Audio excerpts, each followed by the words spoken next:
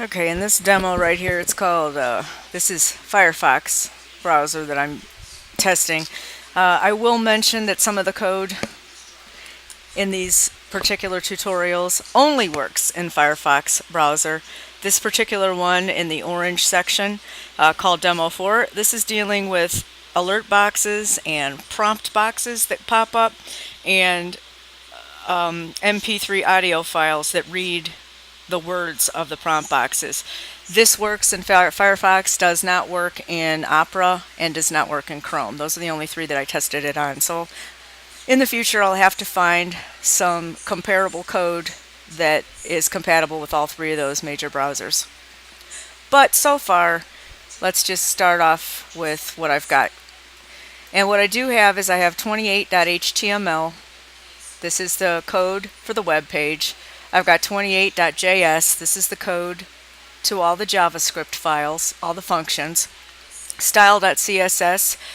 This is the code for all the styles for the different elements in the web page. So starting at the top of the web page itself, I have the tag doctype.html. Then I've got your opening HTML tag at the very bottom. You've got your closing HTML tag. Here's the opening and closing head tag. And we've got four things. 1, 2, 3, 4 things in the head. This particular snippet right here, link rel equals shortcut icon, href equals smile.ico, type equals image /x icon, gives us this little smiley image up here in the browsers tab. The next thing, I have opening and closing title tags. The text inside of those tags says Demo 28, converting strings to integers and decimals. And that's the text that's right up in the browsers tab also. And you can't see all of it because it's too much text for the size of the tab. But if you highlight your cursor over it, you get this little tooltip that shows the rest of the words. Demo 28, converting strings to integers and decimals. The next link we have right here, link rel equals style sheet, type equals text /css, href equals style.css. That's pointing to this external style sheet. And the last thing I have is pointing to the external style sheet. The external JavaScript. Script language equals JavaScript. src, which means source, equals 28.js. And there's the ending tag for the script. Ending head. So again, this one is pointing to the style.css, and they're all in the same folder. This one is pointing to the 28.js JavaScript file. Alright, there's the end of the head, there's the beginning of the body. And if you look in style, I gave the body this style. Margin 0 pixels, auto padding 0 pixels. Next thing I've got is wrapper tags. So inside the body is nested a wrapper. If you go all the way to the bottom, the end of the HTML, nested inside of that is the ending of the body, nested inside that is the ending of the ending wrapper tag. So they're all nested inside each other like that. Next thing I have after the wrapper, well actually I could show you the style for the wrapper tag. Margin 0 pixels, padding 10 pixels, width 96%, float left, min width 700 pixels, border thick gray solid. So if you look right here in the browser, you see this gray square that is the border to everything. This is showing you where the wrapper element is, and everything else is nested inside. H2 means that that's a heading. I don't think I have any H2. Yeah, I didn't style H2. There's no H2s in this style. So this is your standard style for an H2 header without any different styling from me. Demo 28, converting strings to integers and decimals, and that's what you see right here. If I did want to give that a style, I could go in my style.css, find an empty spot, hit H2, and maybe I could say color green. And I could save it here and refresh the page. And now my H2 tag is green. Okay. The next thing I have, your body, wrapper, H2. I've got a pair of P tags, which stands for paragraph, opening P and closing P. And everything inside is what you see right here. It's all text in the paragraph. And what it reads is, to avoid possible confusion or errors, it is good practice to do explicit manual conversions when mixing a string and a number in a mathematical operation. In some cases, JavaScript does a temporary conversion for you. Sometimes it doesn't. So avoid potential problems by doing the conversion in your code. And that's basically what these tutorials go over. Then I've got tags called left, tags called middle, tags called right, and then two more with the name of other. When I first started doing these, I only had 3 strips. I had a green, a blue, and a purple strip, and then that's why I had left, middle, and right. When you go to your style CSS and you look for, well, mine, left, middle, right, and actually then I added other, tags called other. This is the style I gave those 4 sections, or 5 sections actually. Border, thick gray outset, width 17%, padding 0 pixels, margin 0 pixels, float left, and text align center. So each one of these colored strips, which contain a button and a paragraph, the button is the big piece, the face of the button has these notes, and down here with the 2 white dashes at the bottom, these are all paragraphs that when we click the button, a JavaScript gives us some output in each of these paragraph areas. So it's going to replace the double dash down here with some type of visual output, some type of statement.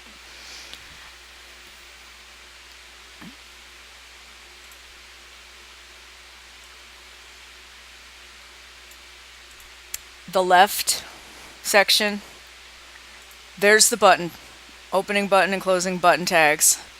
It's got an ID of G. So if I look in my style for £G, you see all these right here, £G, £B, £P, £O, and £Y. I gave each of these sections a style that would give it a particular color, background color, a particular border, and a minimum height. So for £G, which is giving us this green, it has a background color of £6CB359, which is that particular shade of light green, border that you can hardly tell, but it's a border of 5 pixels green outset, and this has a minimum height of 400 pixels. So each one of these has a minimum height of 400 pixels, and you can see the orange right here actually stretched a little further than 400 pixels because it had a little more text, a little more notes on the face of the button. So it's stretched based on how much text was forcing it out. OnClick equals 1 means when we click this button, it's going to call a function called 1. And that we will go over in a minute right here in the JS, the 28.js file. This is a JavaScript. It's calling this function. We'll go over that in a minute. Inside the face of the button is all of this.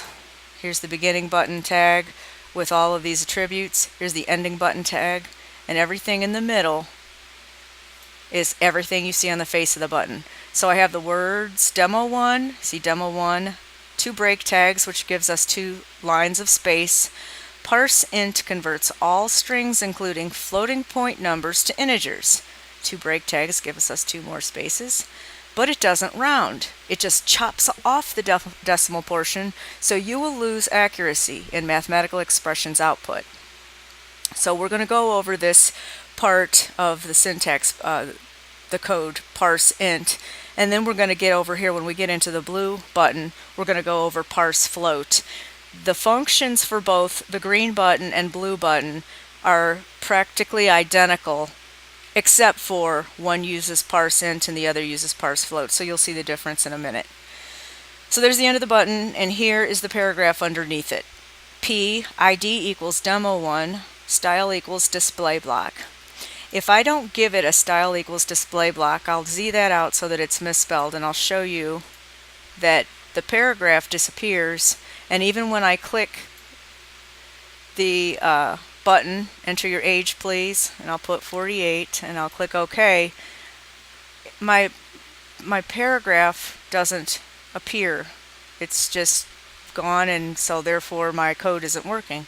So this attribute to the paragraph is very important, style equals display block, to make it work. The dashes are not important, but I put them there just because it lets me know where my output is going to show. My output is going to either show in an alert pop-up box or a prompt box. We'll ask the user to type something in before a calculation, or it's going to show up down here in this paragraph. So let me save that and refresh that so my paragraph comes back. Now see, this is without the dashes. If I click this, enter your age please, and I hit 48 and hit OK, I actually get my output display right there. And we'll go over how that happens in the JavaScript next. So let me hit my refresh button, and since all of these are keeping the dashes, I'm going to go ahead and put the dashes back. Doesn't really matter if you have the dashes or not, the functionality still works. Alright, so there's the end of the left tag. Let's go over, oh, I forgot to show you the style for demo 1 for the paragraph. So I have a bunch of styles for stuff right here. For each of these paragraph elements, I gave him different IDs. This one has demo 1. This has an ID of demo 2. The purple has a paragraph has a demo ID, a demo 3 of ID of demo 3. The orange demo 4, and the yellow one here, that paragraph has an ID of demo 5. But I haven't done anything for demo 5 button. So there's no functionality for the yellow one yet. So this tutorial is only going to go over the green, the blue, the purple, and the orange buttons with their respective paragraph outputs, and also their alert boxes that pop up. But anyway, for all of those paragraph elements down here at the bottom, they were given a style of margin 0, padding 2%, color white, font size 20 pixels, text align center. I originally gave it a font family of Arial, rounded, empty, bold, but I decided to Z that out because I may want to come up with a different font family. So because this is Z'd out, it's just going to use the default font family. And I gave it a display of none. And I want to think I gave it a display of none because of another JavaScript that I used. So I'm not sure if I need to keep this or not. I'm not going to Z it out right now because I don't want to veer off. I want to try to stay in with making this as concise as possible. I'll check that later. So going back, see, went over the left tag, the button, the paragraph, demo 1. The only thing I can do now is let's look at the one function for that button. So we go to 28.js for JavaScript functions, and here's function 1. The first line, var current age equals prompt, enter your age please. So when you click the button, you get this prompt box that says, enter your age please. So I'm going to put in my age, 48. Now, I typed in 48. 48 is going to go into this variable called current age, but it's going to be a string, okay? So then when we go to do this math, the value of current age is going to be a string. We're going to be taking a string minus 18, and you can't take a string character and subtract a numeric value. It's not proper math. It's not a proper math expression. So we have to use this thing called parseInt. So we're going to change the input value that was a string, and we're going to turn it into an integer. So now, instead of it just being the characters 4 and the characters 8, it's going to be a number 48. So therefore, this number 48 is going to subtract the number 18. It's going to give us the value of 30, and that value of 30 is going to go into this new variable called years eligible to vote. Okay, so var years eligible to vote is going to have the answer to this math equation. Okay, then we're going to take and we're going to create yet another variable. And the reason we're going to create another variable is because this variable right here is going to be used. Here you have two if conditions. If this condition is true, then this is going to execute. If this condition is false, it's going to skip all of that and go straight to this condition and see if this one's true. So if this condition is true, then this one is going to work. Well, if the current age is greater than or equal to 18, then demo 1, which is the ID of this little paragraph down here, this darker green, is going to have the text on the inside, which is what inner HTML means. It's going to have the value of current age, which means whatever I typed in, which I typed in 48. So 48, the number 48, plus a space, plus all of this text, plus another space. 48 is old enough to vote. 2 break tags is going to give us 2 spaces of clear line. You've been eligible to vote for, and then here I'm going to use that years eligible to vote variable. When it took 48 minus 18 and gave us the value of 30, you have been eligible to vote for 30, and then we're going to concatenate a blank space and the string years now. You've been eligible to vote for 30 years now. That's if the user, which is me, if I type in something greater than or equal to 18, that's what's going to happen. Now, if I type in something less, so that means this is false, and it's going to go and ask this condition. Else, if current age is less than 18, which at this point that's true, then it's going to execute this part of the code, demo1, which again is this paragraph down here, .innerHTML. The string, you are not old enough to vote yet, 2 spaces, you have, and that's where the years to vote variable that we created here is going to come in. We're going to take the years, the number 18, and we're going to subtract whatever the user typed in. At this point, because this condition is true, 18 minus 10 is going to go into the value of years to vote. So you have whatever the value is, which in this case would be 8, I'm sorry, 18 minus 10 would be 8. You have 8 years left before you can vote.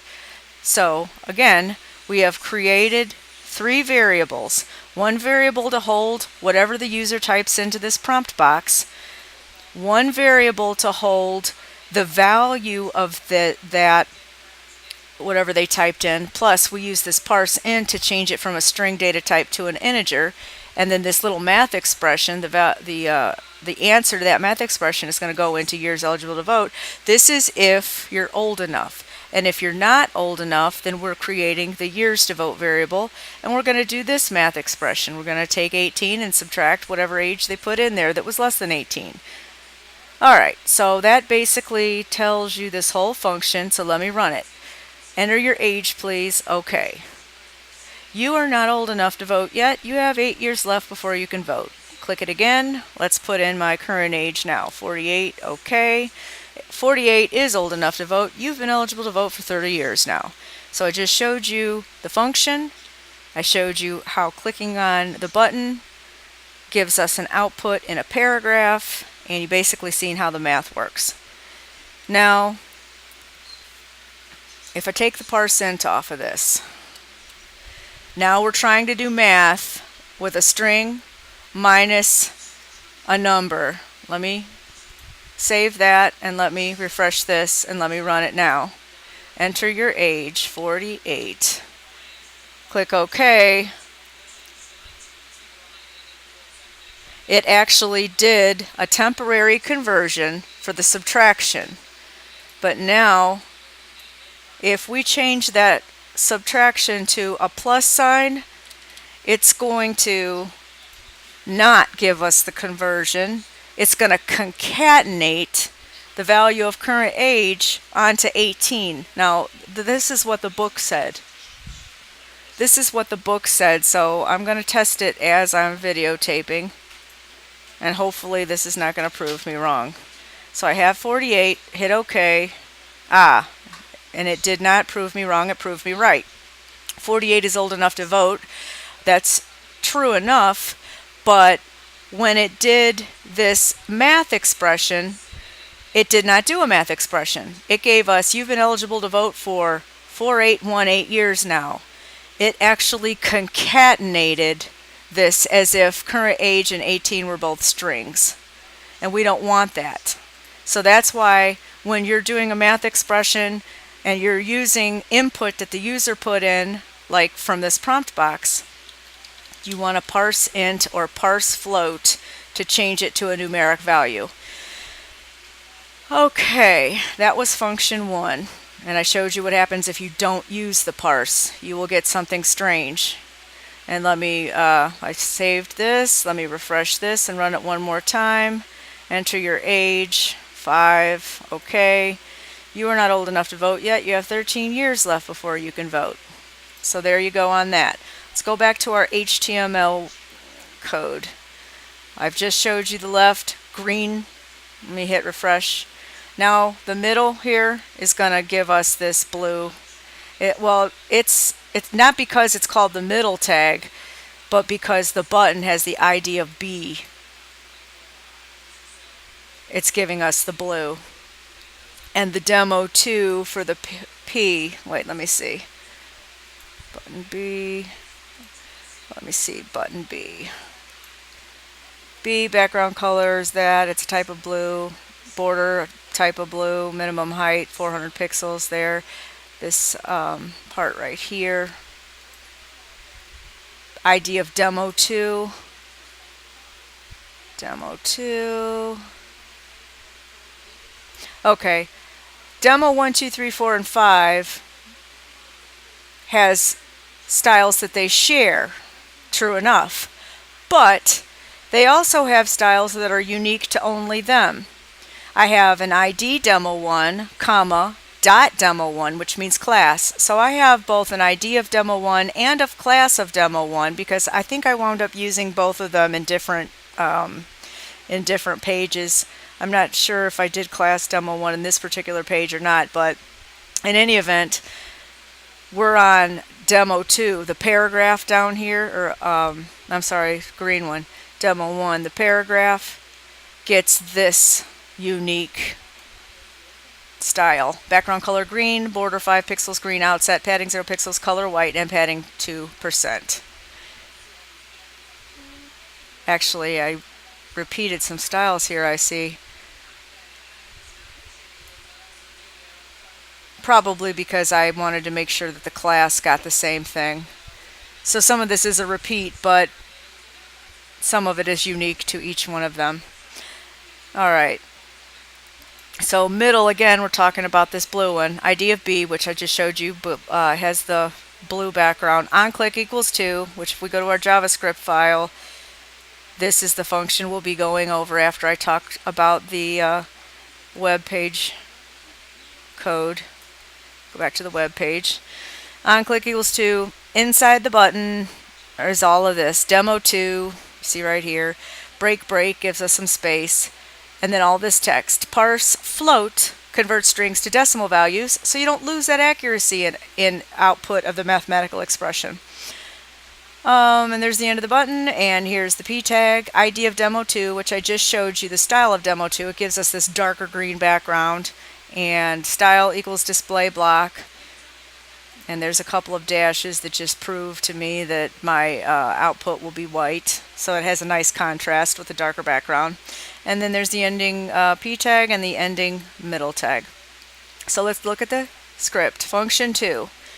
This is going to be basically the same as the green buttons function had for function 1.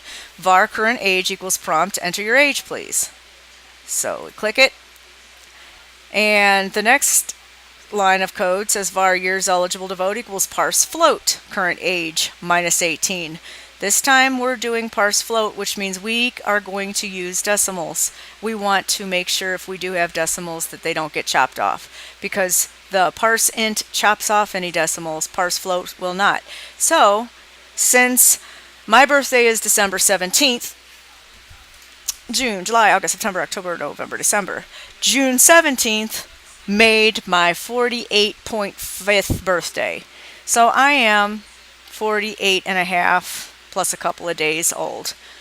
I hit OK. It spits out 48.5 is old enough to vote, and you've been eligible to vote for 30.5 years now. Well, what happens if I click the function that uses parseInt? Let's try that with parseInt. I'm 45 point, oops, no, I wish, 48.5. Okay. It does spit out what I typed, 48.5 is old enough to vote, but when it gets to the math problem, you've been, ooh, what the, You've been eligible to vote for 66 years now. How is that possible? What did I do? Function.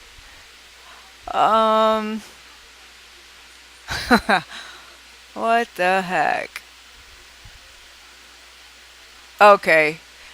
It's because I made the point of showing you when you turn this into an addition math expression instead of a subtraction that it does not give you a temporary conversion to current age, which is why you had to use parseInt. You know, when you did the subtraction, it did a temporary, but when you used addition, it wanted to concatenate instead. So that's how that screwed up. So let me refresh everything, start over again. Again, this is using parseFloat. I am 48.5, and I've been eligible to vote for 30.5 years now. Let me try it with parseInt now that I've fixed that problem. Enter your age, please. 40. I want to be 45 so bad. 48.5, okay. It properly spits out 48.5 is old enough to vote, but when it gets to the math, it says you've been eligible to vote for 30 years now. It basically chopped the 0.5 off. It didn't round or anything. It just chopped it off and did the math based on an integer 48. That's what parseInt does. It just chops off any possible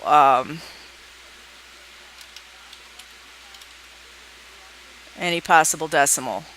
Doesn't matter how far you write the decimal. I could be 5 point blah, like really, who's going to say that? But I'm just saying it gives you no decimal answer because it chops the decimal off. So depending on what your calculations are, if you definitely want an integer or if you definitely don't want to lose the decimal value accuracy, you may want to use parseFloat or parseInt. Just depends on your output. Okay, so we went over function 1 and the use of parseInt. We went over function 2, which is the exact same thing, only it uses parseFloat here instead of parseInt. Let's go to the purple section here, which I enclosed in tags called write. And again, left, middle, right, and other all share that same style, which basically has a gray border and a width of a percentage, so that as this page gets bigger or smaller, because it's using percent, those strips will shrink and grow to 17% each. Alright. So the right section is going to give us this purple. Button inside, ID equals P for purple. OnClick equals 3. All of the text inside the button is right here, demo 3. Break. Problems occur if you try to do JavaScript math using numbers in double quotes with variables in double quotes. Break. You'll get the NaN, not a number, error message. Now you see that's all of the information on the face of that button. End of the button, there's the paragraph with the ID of demo 3. And if you look right here, demo 3 shares demo 1, 2, 3, 4, and 5 share this style, but demo 3 also has its own unique background color of purple, border of 5 pixels of purple outset, padding of 0 pixels, color of white, and padding of 2%. And the style is display block, and that's important not to forget that part. So now let's check out our function 3. Whoops, got to go to my JavaScript. There's function 2. Here's function 3, and I gave myself a little comment, NaN error displays because variable is in quotes. So function 3 starts off like this. Function 3. We are going to create a variable called duck and give it a value, an original initial value of 100. So you can think of this duck as maybe those ducks that people put in their front yard and they put raincoats on it, or maybe that's a goose, I don't know, but whatever. You can think of it as an object that someone sells, whether it's a live duck or a porcelain duck or a gold duck, who knows. We gave it a value of 100. Then we created a variable called profit, var profit equals, and we're taking 200 minus duck. Now you might think that this would work, profit equals 200 minus duck. You'd say the number 200 minus 100. You would think that the answer would be 100, but it has to do with these quotation marks. When you're mixing a string and an integer, it is not going to give you a proper expression. So what's going to happen is when we try to spit out the value of profit, thinking it's going to be 100, and we're also using this dot to fixed and a 2 in parentheses, which is going to give us a decimal with 2 places so that it looks like it looks like money. It's not going to give us what we expect. So the first alert box we get is not going to give us 200 minus the value of duck, which is 100. It's not going to give us the value of 100. And not only am I going to put that improper value in an alert box, but once I click the OK to the alert box, I'm going to take demo 3, which is the paragraph with the ID of demo 3 down here in the purple bottom, .inner HTML, which means we're going to fill up the text or the inner HTML with a string that says the profit is a space and a $sign.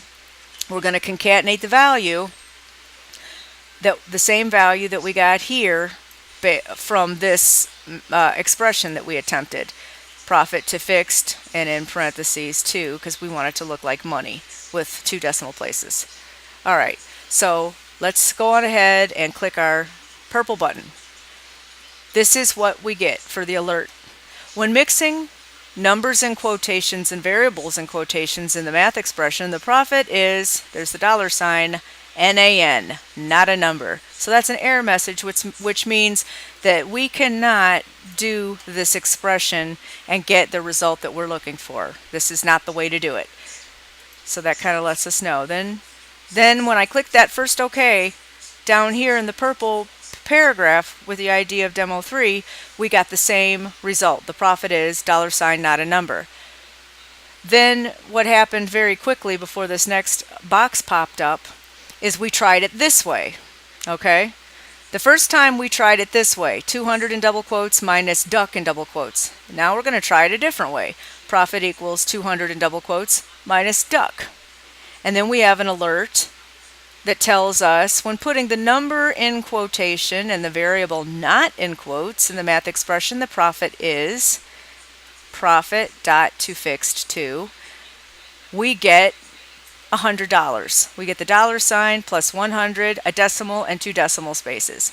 Now when I hit OK, that $100 is going to show up down here in this purple paragraph element that has the ID of demo 3. So I click OK, and you see down here the profit is $100.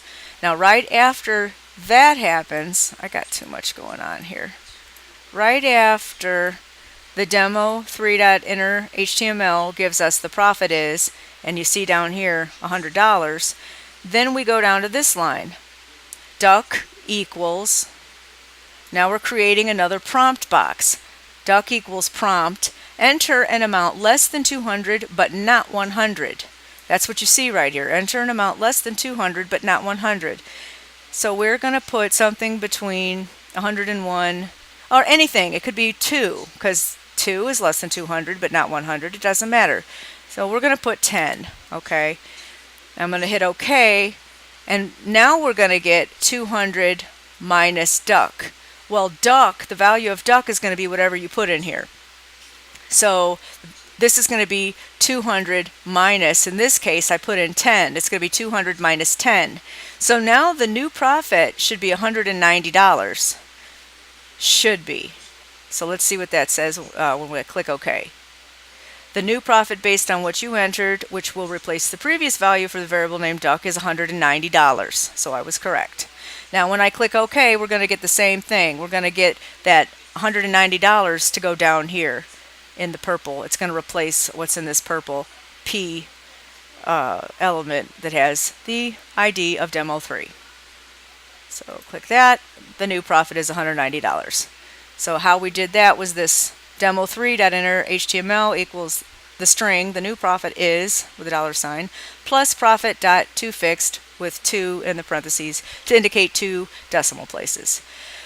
Okay, so that was the entire code called function 3 for this purple button. This purple button, when you click it, it calls function 3.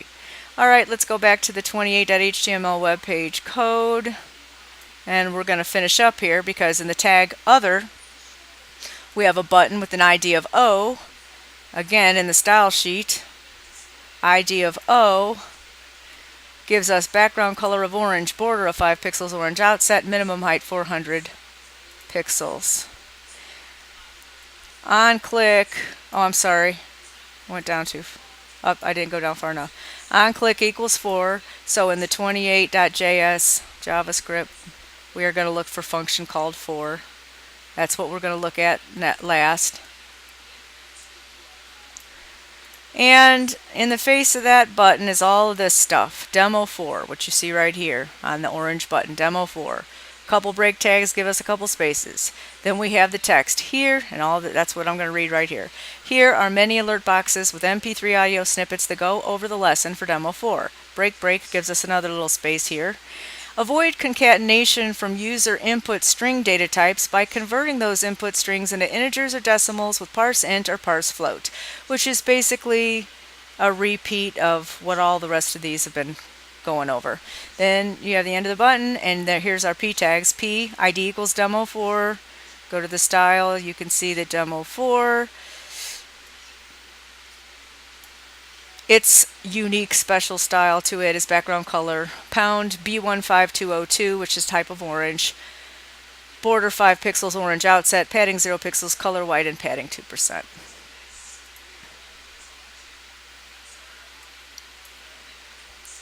And the style again is display block. And again, we've got a couple of dashes that just show down here in that paragraph element. Okay, so let's look at function 4 in our JavaScript, 28.js JavaScript file. Function 4. First, we are going to create a variable called result, and it equals 200 in double quotes plus 150 in no quotes at all. Then we create a bunch of soundtracks. var snd1, snd1 is the name of the variable, equals new audio, and then in parentheses and single quotes, 1.mp3. I used Audacity, the free cross-platform sound editor. I used that to read the words of various alert boxes that show. And again, this particular code only works in Firefox. It did not work in Chrome, and it did not play my MP3 files in Chrome, and it did not play my MP3 files in Opera, and I didn't test any other browsers other than those three. So that gives me something to work on to try to make it compatible with all three browsers with the same functionality. So anyway, when this alert box pops up, the words say, when mixing quoted numbers and unquoted numbers in an addition expression, JavaScript concatenates them instead of doing the math. Not a good thing. And that's what we're showing here. You got quotes and unquotes. When mixing quoted numbers and unquoted numbers in an addition expression, it's going to concatenate them. And we showed that earlier, but this is going over it yet again.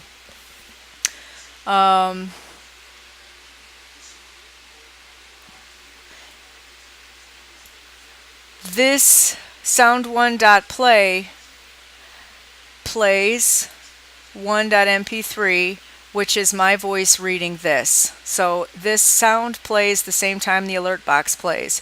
When I hit the OK from the alert box, these two lines of code execute. Sound1.pause, so it stops my voice, and then sound1.current time equals 0, it resets it to the beginning of that file instead of pausing it like midstream and then restarting again from where it left off. Or what was happening before I put these two lines of code, if I hit this and then the alert box came up and I heard myself reading and I didn't want to listen to the whole MP3 file and I hit OK to go to the next alert box and so on and so forth, it did not stop sound1 from playing.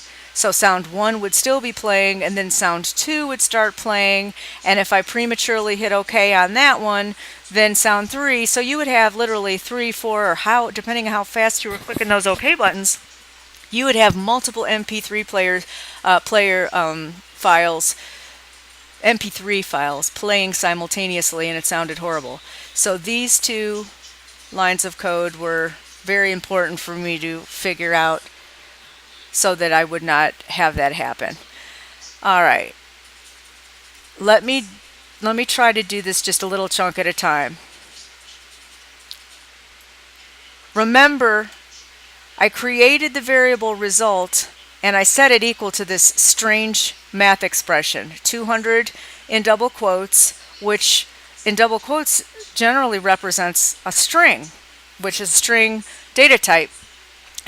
And you cannot take a string data type and add it to a number and have that a proper mathematic calculation.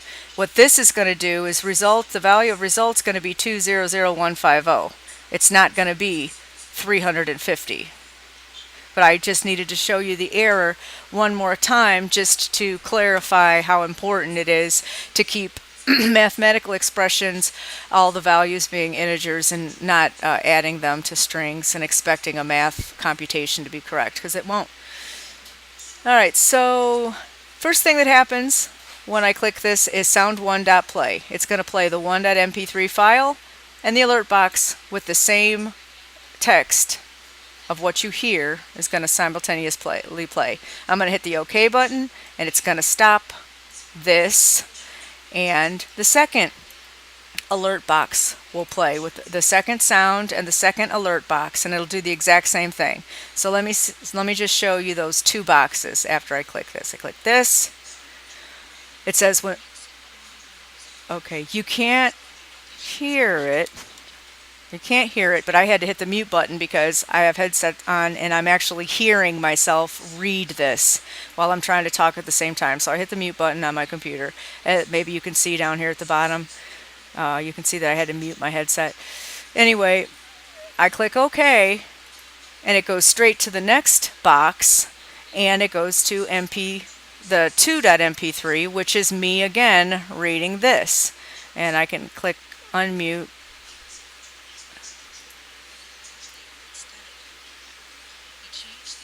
And yes, it is still reading that. Okay, so then I click OK. When I click OK again, it's going to pause this one and reset it. And then it's going to set result to the proper way to do that math expression. Instead of doing it this way, the way we started off incorrectly, here we're going to set that expression correctly. So then when I get to the third sound and the third alert box, it's going to give me the proper result.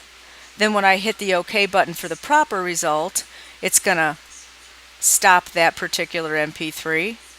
Then it's going to go straight to the sound 4, and it's going to give us an alert, which is just telling us something. Now, if you are letting the user input a number, recall that it is initially a string data type, so to avoid the whole concatenation problem with addition expressions, convert the input strings into numbers explicitly in your own code first, which is basically just more review of the same topic. So I'll click OK. Here's the proper result if you take the quotes off the number. The proper addition results for 200 plus 150 is 350. Okay. Now this is what I just read. Now if you're letting the user input a number, recall that it is initially a string data type, so to avoid the whole concatenation problem with addition expressions, convert the input strings into numbers explicitly in your code first. Okay, so now when I click, these are both highlighted. This is both the same stuff. This code is making this happen. When I click OK, this is going to be something a little bit different. When I click this OK button, sound 4 is going to pause, sound 4.current time is going to be set to 0, and then we're going to call a function called loopit5. The reason I did this is because instead of calling an alert box, I'm going to call a prompt box. Right here is how you call a prompt box. Var result equals prompt type 200. Now I am going to have the user type in the number 200, But then there's going to be two buttons. You see, with the alert box, you only have an OK button to contend with. But with a prompt, you have an OK or a cancel button. Because you have a couple of different buttons, and because you can type, the user can type in something that may be not what you're looking for your code, you have to do error checking. And I gave myself a note here: do error checking for user's input. Because I'm telling the user to type in 200. And I'm giving an MP3 audio snippet recording based on them typing 200. I don't want to let them type anything other than 200. Now, if I wasn't using an MP3 video file that was already reading an expression and an answer to a certain expression, then I may not care what they type in. If they want to type in 300, the math will still give them the correct result. If they want to type in 3000, the math will still give them the correct result. But because I'm correlating this with an MP3 recording, I want them to only type in what I want them to type in. So here, let me back up a little bit. For this particular thing, remember, this is where we are right now. This pop-up box is right here. When I click OK, it's going to pause the recording. It's going to set the recording to 0. It's going to call loop at 5. So then here is function loop at 5. I am going to sound5.play. So now it's going to play. Instead of the alert box, it's going to play the text that the prompt box, it says type 200. Your sound5.play is going to be reading the words type 200. Okay, now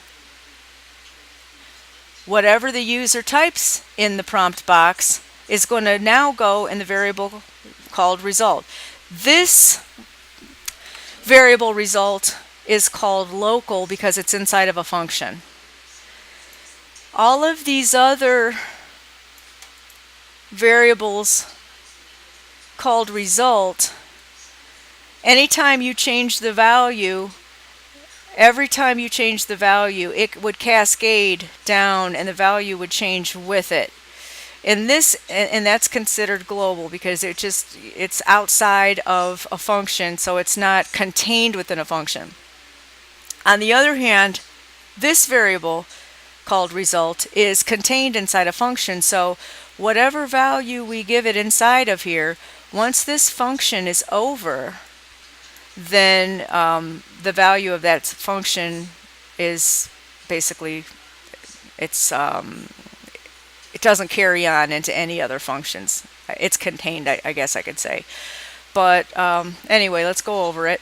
Sound5.play again is you're going to hear the words type 200, and that's going to go in this result. If condition, this is our error checking. If result equals 200, that means that the user obeyed what the box said as far as type 200, then we get an alert box that says yay. This alert box can be commented out, but I use alert boxes to help me see where I am in my code and where I may be making a mistake and need to make alterations. So after the alert box says yay and then you click the OK box, then sound5 is going to pause and be reset to 0. If this is not true, if result is not 200, it's going to go here. If result not equal to 200, then alert is going to say boo. And then it's going to call loop at 5 again. So what this means is, in the prompt saying type 200, if they type anything other than 200, it's going to go boo, alert boo, and then it's going to start all over again. It's going to start all over again up here, loop at 5. It's going to play the MP3. It's going to give the prompt box that says type 200, and you're going to hear me say type 200 again, and it's just going to keep going up here every time they don't type in 200. And if they do type in 200, then they get a yay, and then that MP3 goes away, gets paused and reset. Then it'll go down here to result plus equals 150. What this means is, if they typed 200 like they were supposed to, so then result, the value of result is 200. Then when you get down to this, you're supposed to take the value of result, which is 200. You're supposed to add 150 to it, which gives us a new value of 350, and you're going to put that back in the variable called result. So result starts off at 200, and by adding 150 to it, it becomes 350. So then when we get to the next section of code, sound 6 is going to play, which is going to read this alert box.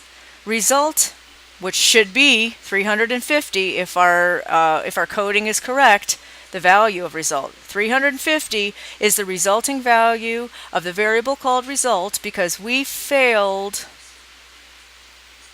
to convert the user input string to an integer in our code. Wait a minute. Let me go back and see. Okay. Because we failed to convert the user input string into an integer in our code. So basically, yes, because I did not use parse, that we're going to type 200, it's going to go into result, but that's going to be a string value, and nowhere in here did I say parseInt. So then we're going to get, I guess, the concatenation. So instead of it being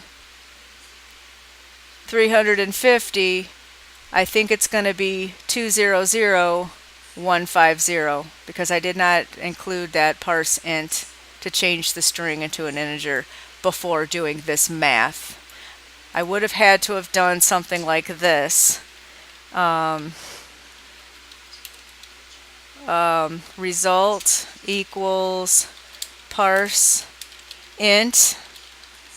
result, okay, plus 150. Okay, I'm going to comment this out right now so that we can see how this becomes an error, and then if I comment this out and let this run, how we'll get the result that we do want, because this is all revolving around us parsing stuff and changing it from strings to numbers before we do a math expression. Okay, so now let me start at the top of 4. Let me refresh this, and let's see if we can do this piece by piece. Click it. When mixing blah blah blah, when mixing quoted numbers and unquoted numbers in an addition expression, JavaScript concatenates them instead of doing the math. Not a good thing. These two are happening even though you can't hear it. Well, they'll happen after I hit OK. I hit OK, and here's the next one. The next thing plays, and then this shows up in the box. Here is the addition results that you did not desire or expect to happen by adding 200 in double quotes plus 150. The result is 200150. It's a concatenation, not a math expression. See, it did not add the numbers, it just concatenated them one after the other instead of doing the math. It changed the integer into another string and concatenated them as if it were adding two parts of a word together. Okay, so now when I click OK, these two lines are going to execute, and then it's going to go on to this one, and then it's going to go on to this one. So we're going to pause that, we're going to set it to 0. We are going to do the right thing here. Result equals 200 plus 150. So after I click OK, we're going to get the code to play the right way. And then this is what's going to be shown in the box. So hit OK. Here is the proper result if you take the quotes off of the number. The proper addition result for 200 plus 150 is 350. And this is sound3.play. Alert, here's the proper result if you take the quotes off the number. \n means we're getting 2 lines. We're going down 2 lines. The proper addition result for 200 plus 150 equals, and all that's in a string of double quotes, plus the variable result, plus, and in double quotes, \n. Again, because if I didn't put these two \n's in here, then this last line right here would be right on top of this line here, prevent this page, and I wanted more space, so I added 2 more \n's to give more space. Okay, so because we changed from result equals, where is it? Here was the wrong way to do it. Var result equals 200 in double quotes plus 150. That was the wrong way to do it. That's why our result was 200150. Bad math expression, didn't work. This is the right way to do it. Result equals 200 plus 150. That gave us what we wanted, 350. The value of result was proper. It was 350. It was what we were expecting. Now when I click the OK button here, these two lines will execute. The fourth one will play, the fourth MP3 will play, and then we'll get this alert box. So let me click OK. Uh-oh. That went so fast, I don't know if you've seen it, but it actually did this real quick. I must have accidentally double-clicked the OK. I didn't expect that. But it did flash for a second, and this is what it said. And then when I accidentally clicked the OK, it paused and reset the fourth MP3 file. Then it called the loopit function. So here's the loopit function. The first thing it does is it's playing an MP3 file of me saying type 200. So type 200 is a prompt box that you see here. The words type 200 is what the user sees right here above where they type in, and whatever they type in is going to go into this variable called result. So I'm going to type something other than 200, and what's going to happen is if result equals 200 is going to be a false statement, so all of this is going to be ignored. It's going to go down to if result does not equal 200, and it's going to execute alert boo loopit 5, which means it's going to go back up to this function loopit 5 and give you another chance to obey the directions, which means type 200. So I'm going to type something else. I'm going to type 300. I'll click OK. Boo. OK. It's going to give you another chance. What you can't hear is the audio is going to play again, at least in Firefox, not in the other ones, not in the other browsers. So let's not type anything and click OK. Boo. Got to get out of there. Let's click cancel and not type anything. Boo. So it's not going to let you go anywhere. Let's type in some letters, which this is obviously a string value. OK. Boo. Type in a bunch of numbers, but it's still not 200. Even though these are numbers, they're string value, just as if they were letters. Hit OK. Boo. Now let's type 200 like the directions are telling us to do. Instead of trying to be hard-headed and do something different, we're going to type 200. So this is going to go with this if condition. If result is 200, alert's going to say yay. When we click OK to the yay alert, then it's going to pause the MP3 file that's related to sound 5. It's going to take that file and it's going to set it back to the beginning. Then it's going to do this. When I type in 200, it's here we are not parsing the 200. So it's going to be adding 150 plus 200 as a string, which will be the same thing as us saying 200 in double quotes plus 150, and we already know by earlier example that that will be an error. So click OK. It gave us a yay because we did finally click in 200. So this result is equal to 200. That's alert yay. When I click OK, it's going to pause and reset. And then here result is 200150.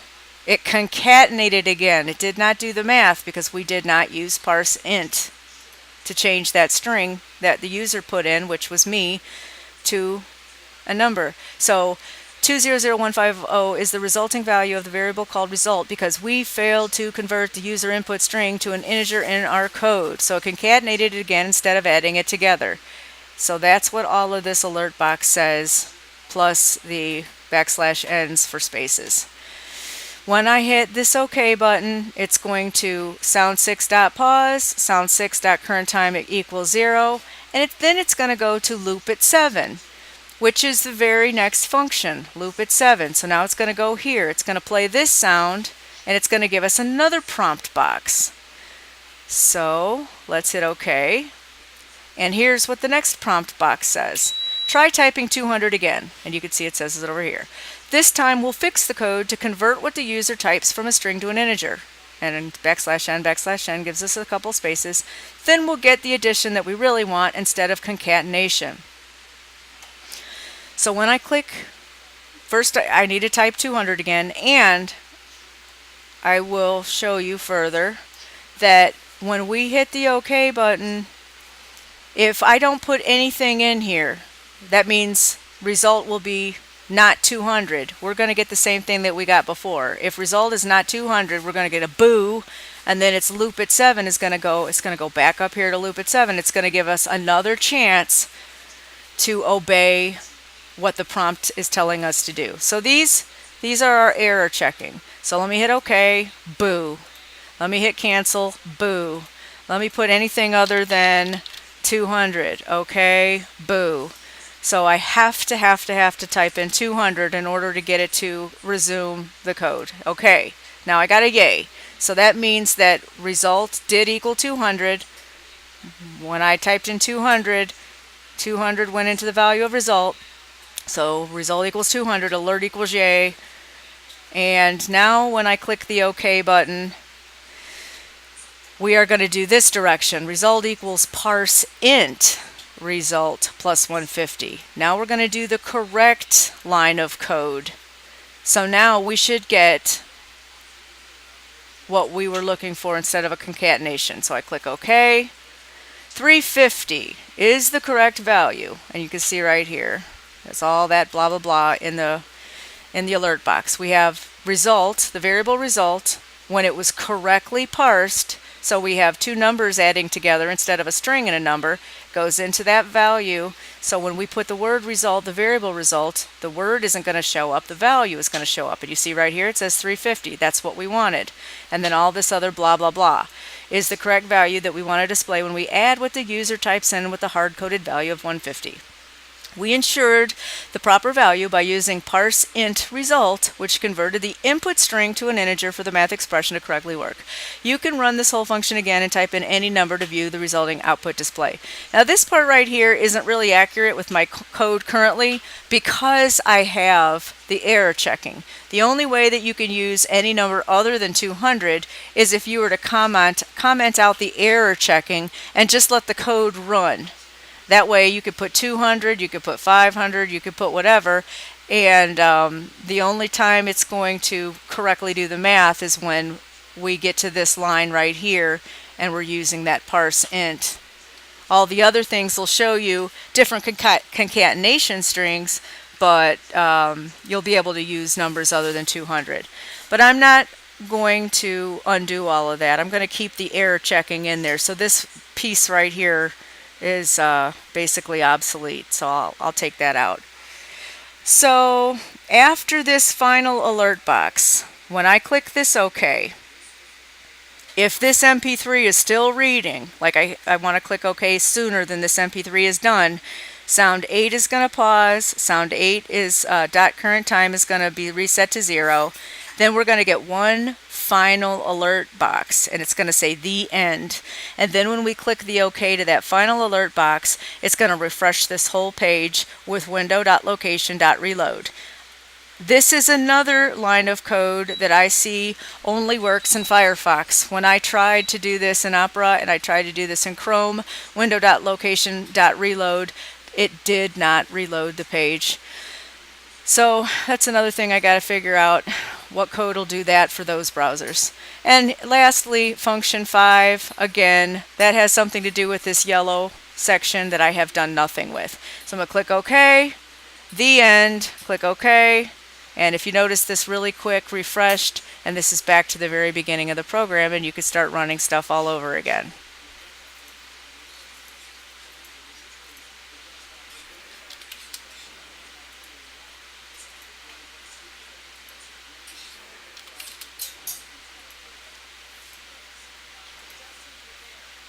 And that's it.